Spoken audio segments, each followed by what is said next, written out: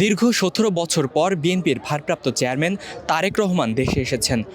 গতকাল বিপুল সংখ্যক নেতাকর্মীদের গণসংবর্ধনার পর তার মা বেগম খালেদা জিয়াকে দেখার জন্য রাজধানীর এভার কেয়ার হাসপাতালে গিয়েছিলেন তিনি, এবং কিছু সময়ের পরেই জিয়া উদ্যানে শহীদ রাষ্ট্রপতি জিয়াউর রহমানের কবর জিয়ারত করতে তিনি আসবেন।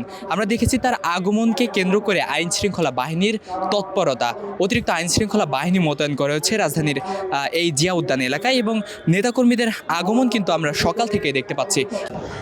দর্শক, তারেক রহমানের আগমনকে কেন্দ্র করে বিভিন্ন জায়গা থেকে, ঢাকা শহর এবং বাংলাদেশের বিভিন্ন জায়গা থেকে বিপুল সংখ্যক নেতাকর্মীরা কিন্তু ছুটে আসছেন এই জিয়া উদ্যানে। দর্শক, আমরা তাদের সাথে কথা বলার চেষ্টা করবো এবং জানার চেষ্টা করবো তারা আসলে কি বলছেন। 17 বছর তিনি দেশের বাইরে ছিলেন, দেশে আসতে পারেননি।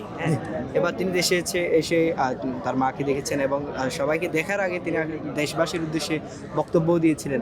তো আসলে সার্বিক পরিস্থিতি আসলে কি বলবেন এই বিষয়টা? ইনশাল্লাহ দীর্ঘ 17 বছর পর উনি দেশে স্বদেশ প্রত্যাবর্তন করেছেন। উনি ষড়যন্ত্রকারীদের মাধ্যমে এই দেশকে, গণতন্ত্রকে প্রতিহত করার জন্য তাকে এই দেশ থেকে বিদেশে পাঠিয়ে দেওয়া হয়। আমরা 17 বছর পর এই তারেক গিয়ে আমাদের কাছে এসেছেন। আমরা বাংলাদেশের 17 কোটি মানুষের নেতৃত্বে সে আসবে ইনশাল্লাহ। এদের শান্তি শৃঙ্খলার মাধ্যমে পরিচালিত হবে, তার যোগ্য নেতৃত্বের মাধ্যমে ইনশাল্লাহ। আজ এখানে আসলে কেন এসেছেন? আমি এখানে এসেছি, আমি গতকাল আসতে পারি নাই, দুঃখের বিষয়। আমি আগে এখানে এসেছি আমার নেতাকে বরণ করে নিতে। কক্সবাজার থেকে সে সুদূর কক্সবাজার থেকে চলে এসেছে আমার নেতাকে এক নজর দেখার জন্য, একটু স্মরণ করবো, সুশাসককে দেখবো, এই আশা নিয়ে এখানে চলে আসছি। ত্রয়োদশ জাতীয় সংসদ নির্বাচন সামনে, এই নির্বাচনকে কেন্দ্র করে আসলে কি ভাবছেন? আমরা ইনশাল্লাহ, আমরা জাতীয়তাবাদী দল বিএনপি আশাবাদী সুন্দর সুস্থ নির্বাচন হবে। দেশ ষড়যন্ত্রের বিরোধী যারা আছে তাদেরকে জনগণ প্রত্যাখ্যান করবে ইনশাল্লাহ। ধানের শীষ বিপুল পটে জয় হয়ে এই দেশ আবার সেই সুস্থ সমৃদ্ধশালী বাংলাদেশ গঠন করবে আমার এই যে নেতৃত্ব, তার যে নেতৃত্বে। দর্শক, যেমনটি দেখছেন যে বাংলাদেশের বিভিন্ন প্রান্ত থেকে নেতাকর্মীরা ছুটে এসেছেন এই জিয়া উদ্যানে। দর্শক, আপনারা জানেন দীর্ঘ 17 বছর পর তারেক রহমান তিনি এসেছেন বাংলাদেশে। বিএনপির ভারপ্রাপ্ত চেয়ারম্যান তারেক রহমান তিনি বাংলাদেশে এসেছেন এবং বাংলাদেশের যে মানুষের আশা আকাঙ্ক্ষা ছিল, সেই আশা আকাঙ্ক্ষার প্রতিফলন ঘটাবেন বলে দাবি করছেন সাধারণ মানুষজন। দর্শক, আমরা দেখছি যে আজও বাংলাদেশের বিভিন্ন প্রান্ত থেকে নেতাকর্মীরা ছুটে এসেছেন জিয়া উদ্যানে তারেক রহমানের আগমনকে কেন্দ্র করে। দর্শক, আমরা সকাল থেকেই রাজধানীর এই জিয়া উদ্যান এলাকায় অবস্থান করছি এবং দেখছি যে তারেক রহমানের আগমনকে কেন্দ্র করে অতিরিক্ত আইন শৃঙ্খলা বাহিনী মোতায়েন করা হয়েছে। আপনারা যেমনটি কালকে দেখেছিলেন যে সেনাবাহিনীর শক্ত প্রোটোকলের মধ্যে দিয়ে তারেক রহমান বিমানবন্দর থেকে 300 ফিট এলাকায় এসেছিলেন এবং সেখানে গণসংবর্ধনা নেওয়ার পরে তিনি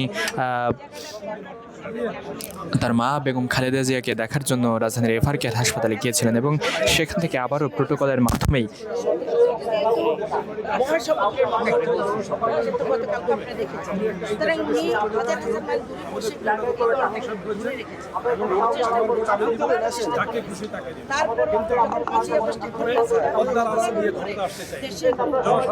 তিনি তার বাসভবন ফিরোজায় গিয়েছিলেন এবং তিনি কিন্তু ঘোষণা দিয়েছিলেন যে আগামী 26 তারিখ তিনি শহীদ রাষ্ট্রপতি জিয়াউর রহমানের কবর জিয়ারত করতে তিনি আসবেন। তার আগমনকে কেন্দ্র করে দেখছি যে বাংলাদেশের বিভিন্ন প্রান্ত থেকে নেতাকর্মীরা ছুটে এসেছেন এই জিয়া উদ্যান এলাকায়।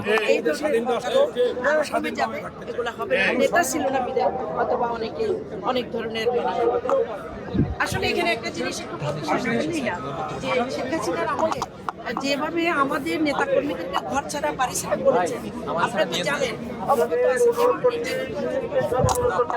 দর্শক, আমরা দেখেছি অনেকেই কিন্তু ধানের শেষ নিয়ে এখানে এসেছেন। আপনি কোথা থেকে এসেছেন?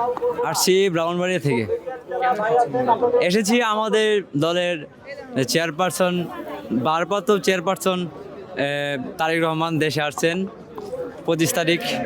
তো এই জন্যে আসা। আমাদের দলকে আমরা অনেক ভালোবাসি যে এতদিন সময় ধরে আমাদের দলের জন্য চেষ্টা করছি যে আমাদের দলকে আবার পুনরায় আগের জায়গায় নিতে ফিরে। তো আমরা অনেক চেষ্টার পরে আমাদের দলকে আবার আমাদের স্থানে নিয়ে আসছি। তো আমরা চেষ্টা করতেছি যে আমাদের দলকে আমরা নির্বাচিত করতে এবং আমাদের দেশকে সোনার বাংলাকে সোনার মতো করে রাখতে চেষ্টা করতেছি। সবাই দোয়া করবেন এবং আমাদের দানের শীষকে অবশ্যই ভোট দিবেন যাতে সোনার বাংলাকে সোনার মতো করে রাখতে পারি, গণতান্ত্রিক দেশকে গণতান্ত্রিকের মতো রাখতে পারি। এটাই আমার বক্তব্য। দর্শক দেখছেন যে বিভিন্ন জায়গা থেকে নেতাকর্মীরা ছুটে এসেছেন রাজধানীর এই জিয়া উদ্যান এলাকায়।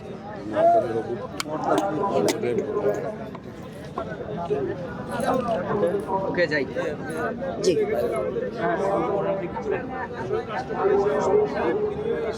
ওকে হামিদ ভাই যাই। দীর্ঘদিন পর দীর্ঘ 17 বছর এই ব্যাপারে কেমন লাগছে? এই অনুভূতিটা আসলে ভাষায় প্রকাশ করে বোঝাতে পারছি না।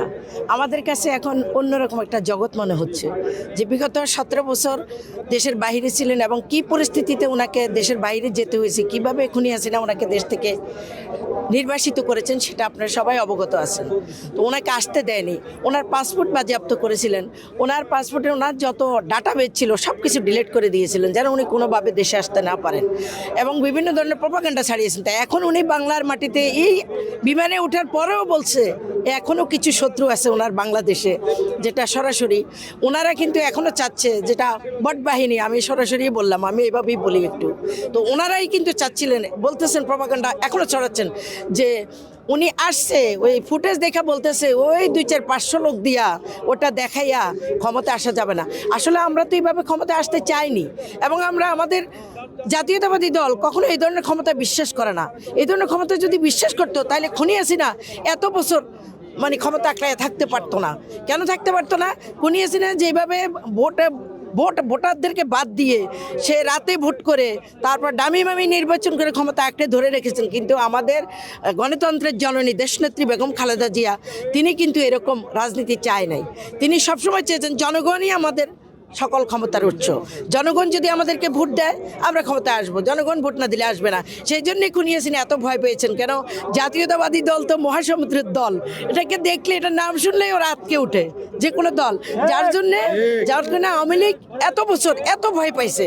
এখনও কিন্তু আরেকটা দল আছে, তারাও কিন্তু এরকম করে চাচ্ছে, ক্ষমতা অলরেডি তারা চলে আসছে, এরকম একটা ভাব দেখাচ্ছে তারা, মানে তাদের ভাবের ঠেলায় মানে অন্যরকম, তারা এতভাবে বাজে মিথ্যা প্রপাগান্ডা হাসিনার অনুসারীর মতো মানে তারা চালাচ্ছে।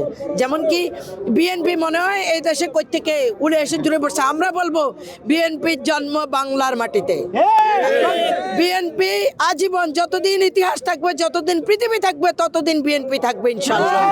যে খুনি হাসিনা এত চেষ্টা করেছিলেন কিন্তু বিএনপিকে ভাঙাতে পারেনি, সেটা আপনারা সবাই অবগত আছেন। সুতরাং বিএনপির বিরুদ্ধে অপপ্রচার করে কোনো লাভ নাই। সুতরাং রাজনীতি হলো আপনার সবচেয়ে গণতান্ত্রিক রাজনীতি, সবাই সবাইকে সম্মান করবে, সবাই সবার প্রতি শ্রদ্ধাবোধ থাকবে। হ্যাঁ, আপনি সমালোচনা করতেই পারেন, কিন্তু সেটা আপনি গঠনমূলক সমালোচনা করবেন। আপনি বিএনপিকে পচাইয়া, তারেক রহমানকে পচাইয়া, বেগম খালেদা জিয়াকে পচাইয়া আপনি রাজনীতি করে জ্ঞান করবেন, বাংলাদেশের জনগণ সেটা কখনো মেনে নেবে না। দর্শক দীর্ঘ 17 বছর পর বিএনপির ভারপ্রাপ্ত চেয়ারম্যান তারেক রহমান দেশে এসেছেন এবং জনসাধারণ বলছেন যে এতদিন যাবৎ তারা যে প্রত্যাশা করেছেন সেই প্রত্যাশার অবসান কিন্তু এবার ঘটবে, সেই প্রত্যাশাগুলো এবার কিন্তু পূরণ হবে।